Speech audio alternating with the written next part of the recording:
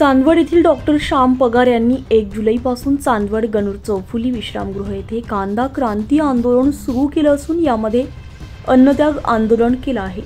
नाशिक जिल्ह्यातील कांदा हे पीक प्रामुख्याने मोठ्या प्रमाणात घेतलं जात असे, मात्र शासनाच्या चुकीच्या धोरणामुळे आणि बाजार मूल्यांमध्ये दरवेळेस होणाऱ्या चढउतारामुळे शेतकऱ्यांचं मोठ्या प्रमाणात आर्थिक नुकसान होत आहे। डॉक्टर श्याम पगार यांनी शेतकरी हितासाठी कांदा क्रांती आंदोलन सुरू केलं। गेल्या 2-3 दिवसांपासून त्यांची प्रकृती खालावली आहे। प्रशासनातर्फे पोलीस विभाग, तहसीलदार आणि आरोग्य विभाग यांनी भेट देऊन डॉक्टर साहेबांची विचारपूस केली आहे, परंतु ठोस असे आश्वासन काही दिले नाहीये। सध्या मुंबई येथे अधिवेशन सुरू असून लोकप्रतिनिधींनी आंदोलनाची माहिती सरकारपर्यंत पोहोचवावी आणि शेतकरी हितासाठी ठोस निर्णय घ्यावा अशी मागणी यावेळी करण्यात आलेली आहे। 1 जुलैपासून आपण कांदा क्रांती आंदोलन जे सुरू केलेलं आहे त्यामध्ये आपण अन्नत्याग केलेला आहे। तर पर्टिक्युलरली हे करण्यापाठीमागचं जे कारण आहे त्याच्यासाठी आमच्या काही मागण्या आहेत। त्या मागण्या अशा आहेत की 2,500 प्रति क्विंटल कांद्याला हमी भाव हा मिळालाच पाहिजे, 4,000 प्रति क्विंटलच्या खाली निर्यात शुल्क आकारायला नको अशी आमची मागणी आहे। तसेच 5,000 प्रति क्विंटलच्या वर तुम्ही निर्यात बंदी करू शकता, पण ती पण टप्प्याटप्प्याने करावी आणि 7,000 प्रति क्विंटलच्या वर गेल्यानंतर पूर्ण निर्यात बंदी पण करू शकतात। पण जर त्याच्यानंतर भाव पडले तर त्यानंतर तो 20% जास्त जर भाव पडले तर ती निर्यात बंदी तुम्ही उठवली पाहिजे। कांदा हे जे पीक आहे ते 4 महिन्याचं पीक आहे। तुम्ही 4-4 महिने जर कांद्याची निर्यात बंद ठेवतात म्हणजे जे बाळ जन्माला नाही आलं त्यालाच तुम्ही मारून टाकतात, ही गोष्ट आम्हाला पटत नाही। कांदा हा आमच्या नाशिक जिल्ह्यामध्ये सर्वात महत्वाचा आहे। आम्ही कांदा नाही सोनं पिकवतो, पण त्याच्या बदल्यात मध्ये आम्हाला साधा चांदीचा पण भाव मिळत नाही, म्हणजे ते लोखंडाच्या पेक्षा सुद्धा कमी किमतीमध्ये आम्हाला विकावं लागतं। ही आमची शोकांतिका आहे। म्हणून कांदा ह्या पिकाला योग्य हमी भाव मिळाला पाहिजे ही आमची मागणी आहे। मला असं सांगायचं आहे तुम्हाला सगळ्यांना की जेव्हा किरकोळ 50 रुपयाने जेव्हा एखादा कांदा विकला जातो, 50 रुपये किलोने जेव्हा कांदा विकला जातो तर ऍक्च्युली तो कांदा नाही विकला जात, तर आमच्या शेतकऱ्यांचं रक्त विकलं जातं असं म्हणायला काही हरकत नाही। कारण ह्या सर्व गोष्टी महत्वाच्या आहे, या सर्व जनतेपर्यंत पण पोहोचल्या पाहिजे। तर आणि जर समजा शासनाला असं वाटतं की आमची पण इच्छा आहे की गोरगरिबांना तो मिळाला पाहिजे, गरीब जनतेला कांदा हा मिळालाच पाहिजे खाण्यासाठी, त्यासाठी त्यांनी तो रेशनच्या दुकानात द्यावा। त्यासाठी जर समजा एखादा मोठा व्यक्ती आहे, समजा तुम्ही माझंच उदाहरण घेतलं, मी एक डॉक्टर आहे, तर एखादा डॉक्टर तो कांदा विकत घेऊ शकतो थोड्याशा 60, 70, 80 रुपये किलोने। त्यासाठी तो कांद्याचा भाव पाडण्याची किंवा कमी करण्याची काय आवश्यकता आहे? जर तसं नाही केलं तर शेतकऱ्यांनाही त्यांचा हमी भाव मिळेल किंवा शेतकऱ्यांच्या खिशामध्ये 2 पैसे जातील आणि त्यामुळे एक वेळेस अर्थकारण सुधारण्याचाच मदत होईल। जोपर्यंत गोरगरीब शेतकऱ्यांच्या खिशामध्ये 70% आपण लोक म्हणतो की शेतकरी आहेत, त्या शेतकऱ्यांच्या खिशामध्ये जोपर्यंत पैसे जाणार नाही तोपर्यंत हे अर्थकारण फिरेल कसं? जर मला असं वाटतंय की ग्रामीण भागामधून जर अर्थकारण फिरायचं असेल तर शेतकऱ्यांना हा न्याय मिळाला पाहिजे, हमी भाव मिळाला पाहिजे। बऱ्याच वेळा असं म्हटलं जातं की खूप मोठ्या प्रमाणात आवक होते, पण आवक जरी झाली तर तुम्ही जर तुमच्याकडे सध्या उत्पन्न जास्त झालं तर तुम्ही काय कराल? ते तुम्ही जास्त विकण्याचा प्रयत्न कराल, त्याची तुम्ही निर्यात करायचा प्रयत्न कराल। पण आमचा जो अभ्यास आहे तर त्या अभ्यासानुसार आतापर्यंत भारत देशाने कधीच 10%च्या वर निर्यात बाहेर केलेली नाही। मग जर असं असेल तर निर्यात वाढवून मला असं वाटतं की शेतकऱ्यांना हमी भाव दिला जाऊ शकतो, त्यासाठी काही धोरणं घेतली जाऊ शकतात। पण गेली 4 दिवस झाले शासनाकडनं, मान्य आहे की तहसीलदार साहेब किंवा इथले PI साहेब येऊन गेलेत, पण शासन दरबारातून आम्हाला हवी तशी त्याची दखल घेतली गेलेली नाहीये। आमचा हे करण्याचा प्रयत्न की शासनाला सेन्सिटाईज करणं हा आहे, त्यांना याची सहानुभूती व्हावी किंवा आमचा हा प्रश्न महत्वाचा आहे याकडे त्यांचं लक्ष वेधावं, हा आमचा प्रामाणिक उद्देश आहे आणि या उद्देशाला धरूनच हा अन्नत्यागाचा निर्णय आम्ही घेतलेला आहे। तर मला असं वाटतं की ही गोष्ट जी आहे मला तुमच्या सगळ्यांच्या माध्यमातून जनतेला पण कळवायची की आम्ही कुठल्याही ग्राहकाच्या विरोधात नाही आहोत। आमचा जो मेन मुद्दा आहे की आमच्या शेतकऱ्यांना हमीभाव मिळावा हा एकमेव हेतूने, कारण तसं झालं तरच शेतकऱ्याची परिस्थिती बदलेल। आज शेतकऱ्याच्या मुलांची लग्न होत नाही, त्यांच्या मुलांच्या शिक्षणाला प्रॉब्लेम येतात आणि अशा परिस्थितीमध्ये शेतकऱ्याच्या मुलांमध्ये बेरोजगारीचं प्रमाण वाढलेलं आहे। कंपॅरेटिव्हली तुम्ही जर बघाल की शहरापेक्षा ग्रामीण भागामध्ये बेरोजगारीचं प्रमाण वाढलेलं आहे आणि एकीकडे शेतीला हमी भाव नाही। या सगळ्या गोष्टी एकत्रित केल्या तर शेतकऱ्यांचं जीवनमान खालावत चाललेलं आहे दिवसेंदिवस। तर या सर्व गोष्टींसाठी मला असं वाटतं की आमचा जो तालुका आहे, पर्टिक्युलरली तुम्ही असं म्हणाल की म्हणजे चांदवड तालुका असेल, नांदगाव तालुका असेल किंवा देवळा किंवा आणखी अन्य काही नाशिक जिल्ह्यातली जी महत्वाचे तालुके आहेत यांच्याकडे आमच्याकडे एकच पीक होतं, महिन्यातून एकदाच वर्षातून आमच्याकडे एक महत्वाचं पीक होतं आणि ते म्हणजे कांदा। आणि तो जेव्हा मार्केटमध्ये येतो त्याच वेळेस बऱ्याच वेळा निर्यात बंदी केली जाते। माझं असं म्हणणं आहे की जो शेतकरी आहे तो 2 किंवा 3 पिकं घेतो, त्यापैकी एक कांदा पीक घेतो, आणि जो शेतकरी फक्त कांदा हे एकच पीक असतो, त्या एकाच पिकावर अवलंबून आहे, याच्यासाठी सुद्धा धोरणात्मक बदल हा केला गेला पाहिजे.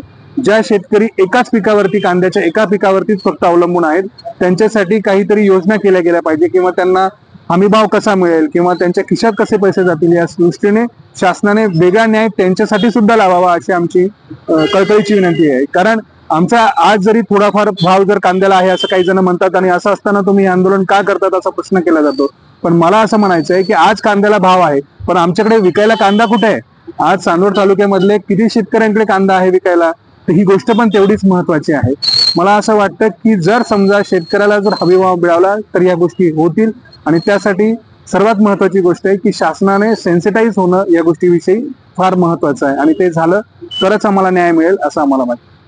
लोकप्रतिनिधींतर्फे कोणी आलं होतं भेटायला? लोकप्रतिनिधींपर्वे स्थानिक स्तरावरचे लोकप्रतिनिधी इथे आले होते, पण बाकी काही लोकप्रतिनिधी, माझ्यामध्ये अधिवेशन चालू आहे तर आमची अशी पण मागणी आहे की जे काही लोकप्रतिनिधी असतील त्यांनी अधिवेशनामध्ये आमचे हे मुद्दे मांडावे, काही लक्षवेधी योजना, त्याच्या लक्षवेधी सूचना त्यासाठी दिल्या जाव्यात, जेणेकरून आम्हाला पण एक त्याचा एक दिलासा मिळेल असं आम्हाला वाटतं. अरे भोयगाव, गेले 4 दिवसापासून आम्ही रोज इथे येतोय.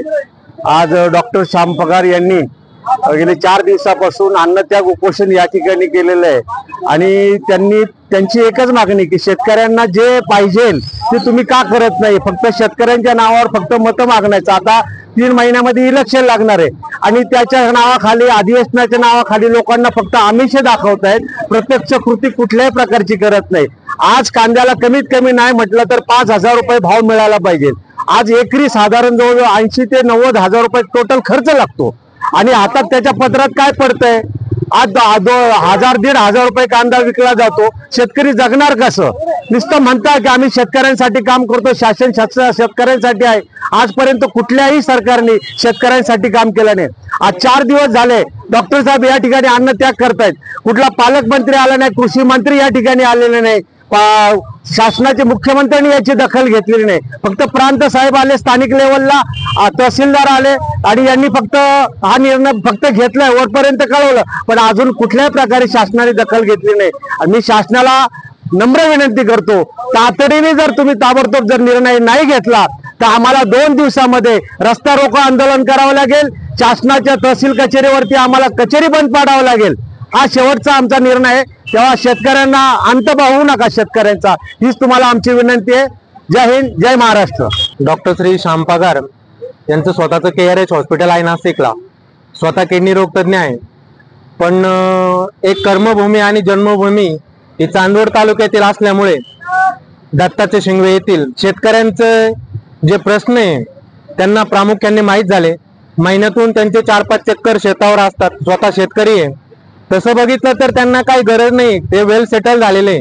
पण शेतकऱ्यांच्या ज्या व्यथा आहे, जी तळमळ आहे, आणि शेतकऱ्याच्या जे उत्पादन घेतलं जातं त्याला भाव नसतो, हे डॉक्टरांनी अगदी जवळून बघितलंय, आणि त्यांच्यामध्ये ती तळमळ होती. त्यांनी यावर पूर्ण अभ्यास केला, कांद्यावर जे उत्पादन असेल त्याच्यावर, आणि मग त्यांनी तो अभ्यास करूनच आज जे अन्नत्यागाचं जे उपोषण त्यांनी चालू केलं 1 तारखेपासून, कृषी दिनापासून, तर त्या उपोषणाचा अर्थ एवढाच आहे की माझे जे शेतकरी आहे, जे मग त्यांचे वडील असतील, बांधव असतील, या सगळ्या शेतकऱ्यांचं जे सरकारचं जे धोरण आहे आजच्या स्थितीचं, जे निर्यात मूल्य वाढवलेलं आहे, निर्यात बंदी केलेली आहे, शेतकऱ्यांच्या मालाला जो भाव मिळत नाही, जो कांदा हा प्रामुख्याने चांदवड तालुक्याचं पीक आहे त्याला भाव मिळत नाही, आणि त्याची दखल शासन घेत नाही. आता अधिवेशन चालू आहे, त्या अधिवेशनात पण काही मुद्दे नाहीत, आणि संसदेत पण अमोल कोल्हे असतील यांनी प्रश्न मांडले आहेत, पण त्या प्रश्नांवर पण शासन दखल घेत नाही. अजूनही निर्यात बंदी उठवली नाही. आता उन्हाळ कांदा भरपूर प्रमाणात पडलेला आहे, साठवलेला आहे, त्याला पण भाव मिळत नाही. आणि त्या अनुषंगाने डॉक्टरांनी त्यांचे, अर्थात प्रकृती आता 4 दिवसापासून अन्नाचा त्याग आहे, प्रकृती पण चिंताजनक आहे. पाहिजे तशी फक्त स्थानिक लेवलला दखल घेतली जाते, तहसीलदार किंवा कोणी प्रांत असेल त्यांनी. पण आज कलेक्टर ऑफिस असेल किंवा शासन असेल, राज्य सरकार असेल, केंद्र सरकार असेल, त्यांनी याच्यामध्ये लक्ष घालून यावर लवकर तोडगा काढला पाहिजे. आणि त्यांचा असा मानस आहे, सर्व शेतकऱ्यांचा असा मानस आहे, ज्यांनी पाठिंबा दिलेला आहे आज, त्या शेतकऱ्यांचं असं म्हणणं आहे की हा अन्नत्याग हा जे उपोषण आहे जर सरकारने याची दखल घेतली नाही तर निश्चितच हे आमरण उपोषण केलं जाईल, भविष्यामध्ये रास्ता रोको केले जातील। सर्व शेतकरी बांधव या मितीला चिडलेला आहे आणि एक उच्च विभूषित, एक उच्च शिक्षित नेतृत्व आज खास शेतकऱ्यांसाठी पुढे आलेलं आहे। त्यांचा स्वार्थ याच्यात काहीच नाहीये, फक्त एक अभ्यासू कोणीतरी शेतकऱ्यांची दखल घेऊन वरती जायला पाहिजे। त्या अनुषंगाने आज डॉक्टर इथं उपोषणाला बसलेला आहे। आज खरं तर शेवटचा दिवस आहे, पण त्यांची इच्छा नाही, कारण अजून शासन स्तरावर राज्य सरकारने, केंद्र सरकारने याची दखल घेतलेली नाही। त्यांचा मानस आहे माझ्या तब्येतीचं काही हो, पण माझ्या प्रश्नाचं उत्तर जेव्हा शेतकऱ्यांना न्याय मिळेल तेव्हाच मी माझं आंदोलन उपोषण मागे घेईल, अशी त्यांची प्रामाणिक इच्छा आहे। तरी सरकारला माझा प्रामुख्याने त्यांची प्रकृती चिंताजनक होऊ नये, शेतकरी बांधवांचा अंत पाहू नये ही माझी प्रामाणिक इच्छा आहे। सर्व शेतकऱ्यांची इच्छा आहे, त्याची दखल घेण्यात यावी हीच प्रामाणिक इच्छा आहे। धन्यवाद। मी वायगाव साळे येथील निवृत्ती न्याहारकर एक सर्वसाधारण शेतकरी असल्यामुळं हे जे अन्नत्याग उपोषण चालू आहे, या अन्नत्याग उपोषणाची पगार सरांनी जी दखल घेऊन राहिली शेतकऱ्यासाठी, ही दखल त्यांनी अगोदर शेतकऱ्याची जाणून घेतली अडीअडचण आणि नंतर उपोषणाला सुरुवात केली। आम्ही असं बघतोय का तालुका लेवलला त्यांची दखल घेण्यासाठी तहसीलदार येतात, प्रांत साहेब येतात, पण वरच्या लेवलची कोणीच येऊ नाही राहिली। याचा अर्थ त्यांना किंमत नाही का? म्हणजे शेतकऱ्याची किंमत कोणीच दखल घेऊ शकत नाही का? जे दखल घेत आहे त्यांची चेष्टा चालवली काय? यावरून असं दिसून येतं का शेतकऱ्याला पेटून उठावं लागत। शेतकरी पेटल्यानंतर शासन कुठलंही असू त्यांना सरळ सरळ जाणार नाही, हेच आम्ही सांगू इच्छितो। नमस्कार। आतापर्यंत दखल घेत नाही याचा अर्थ शेतकऱ्याची चेष्टा करतात काय? असं होतं। असं जर होत असेल तर शेतकरी पेटून उठल्याशिवाय राहणार नाही। परंतु मंत्री, महामंत्री, पदाधिकारी, कर्मचारी, वरिष्ठ अधिकारी असतील ते सुद्धा, त्यांचे सुद्धा वडील, आजे, पंजे कोणीतरी शेतकरीच असतात। शेतकऱ्याच्याच कष्टातून 2 रुपये मिळून शिक्षण घेऊन मोठे झाले, याचा विसर पडू द्यायला नाही पाहिजे। मंत्री असतील त्यांचे सुद्धा पूर्वज कोणीतरी शेतकरी असतील आणि बरेचसे मंत्री असे का आम्ही शेतकरी म्हणून वागवतो, नुसते वावरणं वेगळं आणि प्रत्यक्षात शेतकऱ्यासाठी दखल घेणं वेगळं।